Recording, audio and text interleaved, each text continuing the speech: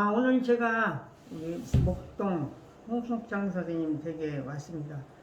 우리 홍 선생님 지금 이제 83세 우리 한국화의 원로 화백님이시죠. 근데 선생님 그래도 건강하시고 지금까지 또 작품 활동 왕성하게 해오시는데 오늘 마침 제가 여기 왔더니 선생님에 대한 이번에 박사학위 논문이 나왔습니다. 근데 이 박사학위는 사실 생존 작가의 생애가 이렇게 생전에 나오는 거가 쉽지 않은 그런 일인데요.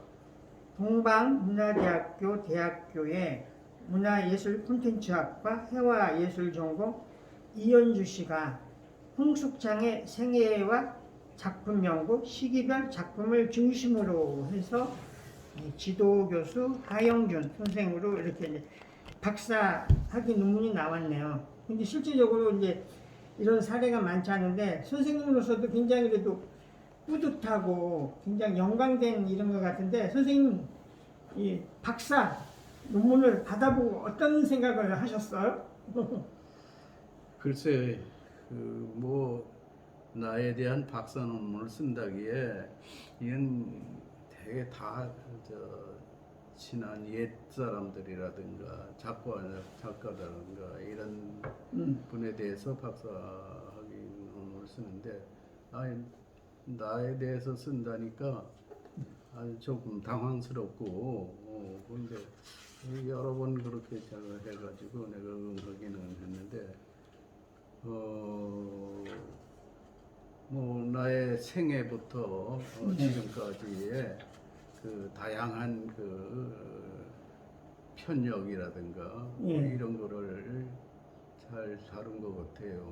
그래서 내 일생을 한눈에 이렇게 볼 수 있는데 이제 서화 얘기가 많이 나오는데 조금 전에 말씀드린 거와 마찬가지로 나는 어릴 때부터 가학으로서 한문도 배웠고 또 글씨, 서예, 사군자, 문인화 이런 거를 배운 그런 적에 있어서 그걸 바탕으로 해서 어떻게 대만 유학을 가게 됐는데 그땐 유학을 별로 가는 사람이 없었고 또 개방이 되지 않아서 그런데 이제 대만으로 가게 됐지요. 거기서 좋은 선생님들에게 가르침을 많이 받았는데 역시 서예와 동양화 이거를 함께 배운 동기가 되었죠. 그런데 서예는 한국에서는 일중 김충현, 여초 김응현 선생님께 기초를 단단히 배워서 거기 가서도 그런 토대 위에서 공부를 하고 와가지고 역시 일반 동양 회화하고는 달리 내 그림은 소위 필묵의 운용이라 할까 이런 것이 서예의 중봉이라는 가운데중자 봉우리 봉자 중봉의 필묵으로 이렇게 했는데 거기는 중국에는 오창석 청나라 근대작가 오창석, 재백석 이런 여러 대가들의 작품에 바로 그것이 서예의 필치로 그림을 그렸다. 그림을 그리는 데는 또 서예의 필치로 글씨를 쓰는데도 서예의 필치로 했다. 그래서 이게 서화 혼용이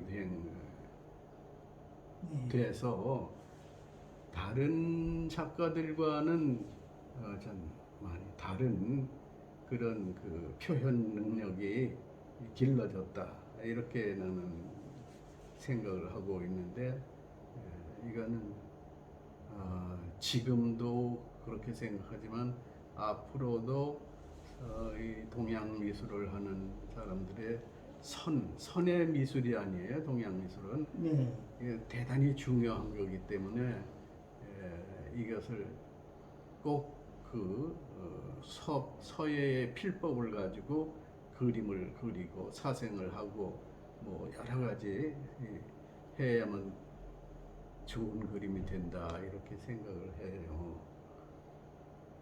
그 이제 대학에 들어와서는 여러 가지 또 새로운 그 시대에 맞는 이런 조형 감각을 우리가 익히고 배우면서 또 다른 그 구도, 네. 동양화로 말하자면 포치라고 이렇게 하는데 그런 걸 해가지고 그리다 보니까 이게 추상화 돼가는 그런 과정이 필연적으로 이렇게 돼서 서예도 그게 일단 서예라고 하지만은 서직화야. 글씨는 곧 그림이다. 글씨가 생겨난 한자에 글씨가 생겨난 것은 바로 그림을 그리는 그런 그 행위에서 예를 들어 태양을 그린다. 그럼 태양을 그리고 동그랗게 점찍으면 이게 날일자가 됐단 말이야. 그래서 상형 문자라. 또 아래 하자 같은 거는 내 긋고 밑에 점 찍으면은 아래하. 이것이 상형 문자고 이 외에 뭐 많은 것들이 그림을 그림으로써 생략된 그림을 그림으로써 그게 서예가 되고 서예가 또 그림이 되고 이래서 이게 다른 게 아니야. 형제지간, 자매지간 같은 그런 그 사이이기 때문에 이건 대단히 중요한 거다 이렇게 생각해서 그러다 보니까 자연히 추상적인 그림이 이렇게 되고 이것이 내가 저거 한 것이 서양의 추상화를 도입한 것이 아니라 이미 있었던 동양 서화 예술에서 추상미를 발견한 거예요. 그래가지고 내가 와가지고 그런 의미에서 점도 찍고 뭐 내 그 삐치기도 하고 뭐 이런 것들을 명동화랑 그 안국동에 네. 김문호 씨가 하는 명동화랑에서 귀국전을 첫 개인전이었었나요? 예? 첫 개인전? 귀국전이. 귀국전. 네. 귀국전을 해서 그때 많은 사람들이 내가 그때 30에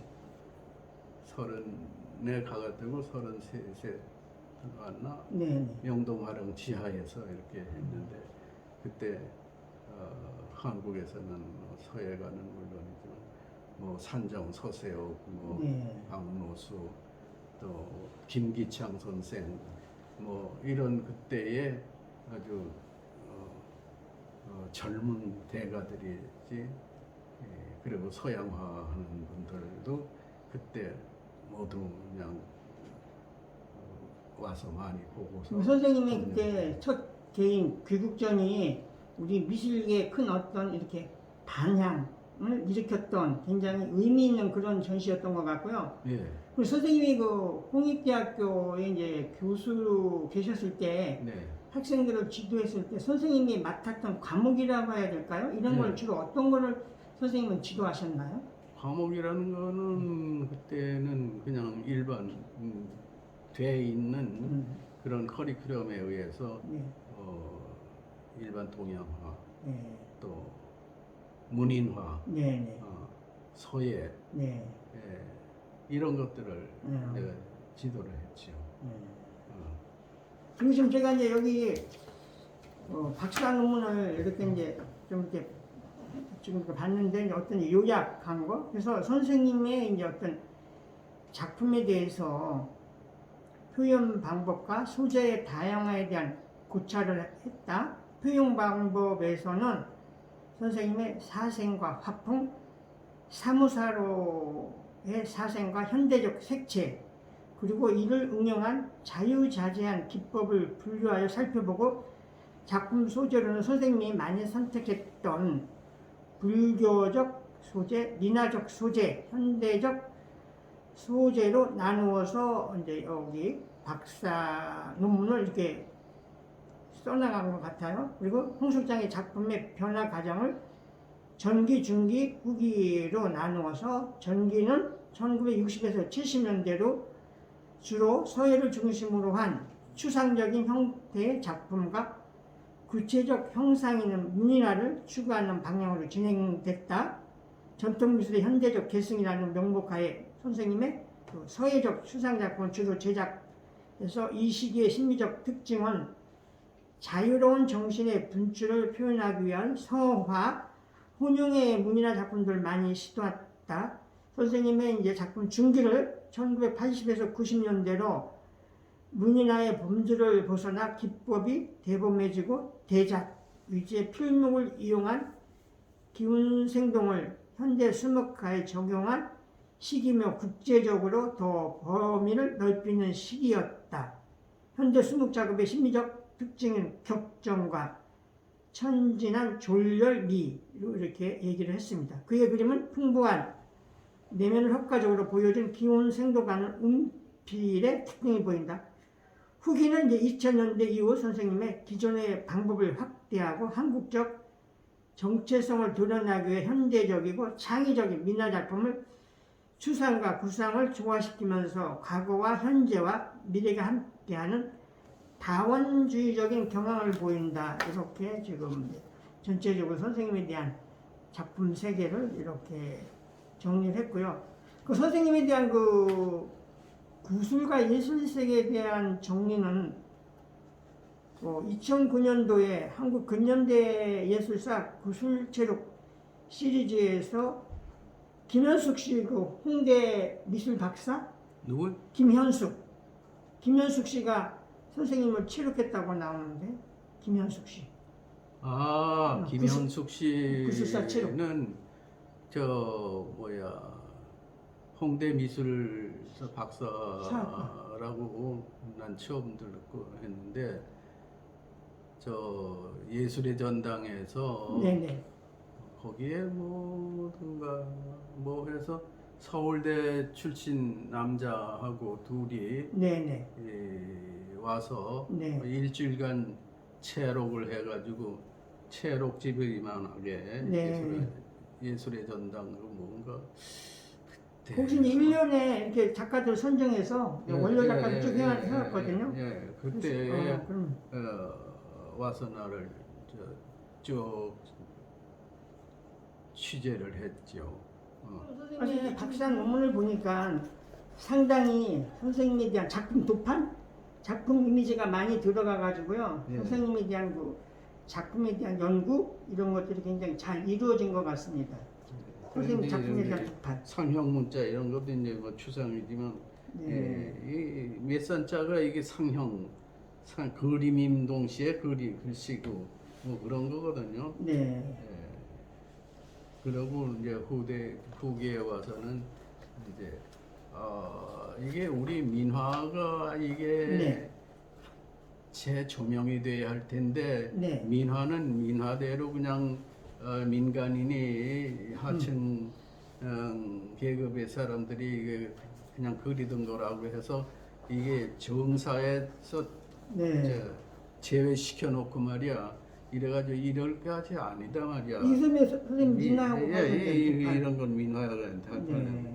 그래서 그 색채라든가 또 소재라든가 뭐 이런 것들이 우리 동양 사람들이 이게 받아들여서 우리 걸로 재창조해 나가는 이런 과정이 이게 좋지 않겠느냐 이래가지고 이제 이런 현대 자동차라든가 말이야, 뭐 오란이라든가 뭐 이런 신선이라든가 뭐 새라든가 이런 거 용이라든가 이런 거를 화려하게 해서 오늘날의 어떤 젊은 사람들이라든가 뭐 이런 사람들의 그 색채 감각에 부응하기 위해서 부응하기 뭐 아부하는 것이 아니라 현대는 채색을 TV도 처음에는 흑백이지만은 이건 채색화 시대니까 지금은 어디나 채색화 시대니까 그래서 수묵도 좋지만은 채색도 이건 우리가 다뤄야 할 거 아니냐 이래가지고 이제 후기에 와서는 네. 이런 아주 언밸런스 되지만은 민화의 세단을 차고 가는 이런 내 모습 네. 이런 것도 말이지. 그래서 종횡무진하게 이렇게 뭐라고 할까? 현대와의 어떤 뭐 결합 그렇지. 네, 이런 것도 예. 고대와 고전과 현대를 결합하고 또 우리가 이 소가 여물을 이렇게 저작하듯이 네. 자꾸 씹어서 생기면서 또 다시 또 이렇게 개원해서 또 그 맛을 또 음미하고 하는 것이 이게 이제 참된 그런 미술을 만드는데 일반적으로 얘기하는 우리가 뭐 온고지신 이것만 온고지심 예, 이런 좀 상승되는 것 그렇죠. 같고요. 예. 지금 저기 살아오시면서 그래서 내가 가장 인생에서 보람이 있었다 그런 거가 좀 있으실 것 같은데 선생님 그 인생 삶에서의 그 보람 이런 거 보람. 한마디 얘기 좀 해주시죠. 보람이라는 건 뭐 글쎄 내가 이 길을 뭐 이게 우연인지 필연인지는 모르지만은 네. 어릴 때부터 가학으로서 이렇게 할 때는 사문자라든가 글씨라든가 뭐 이런 거 저거 할 때는 항상 붓과 벼로가 집에 있었으니까 또 우리 외조부께서도 가가지고 또 배우고 이랬는데 그 사군자를 가르치시면서도 야 이게 뭐 다 한국 사람 다 양반이지만은 양반은 제끼는 이렇게 얼룩덜룩 울긋불긋하고 그거는 쳐낸 거야. 그러니까 그런 채색하지 말고 먹으로 이렇게 글씨 쓰고 먹으로 그림도 사군자도 하는 거지. 환쟁이처럼 말이지. 그렇게 환쟁이처럼 되지 말아라. 네. 울긋불긋하게 말이야. 이런 그 이제 시기가 어릴 때 있었는데 내가 이제 공부하고 말이야.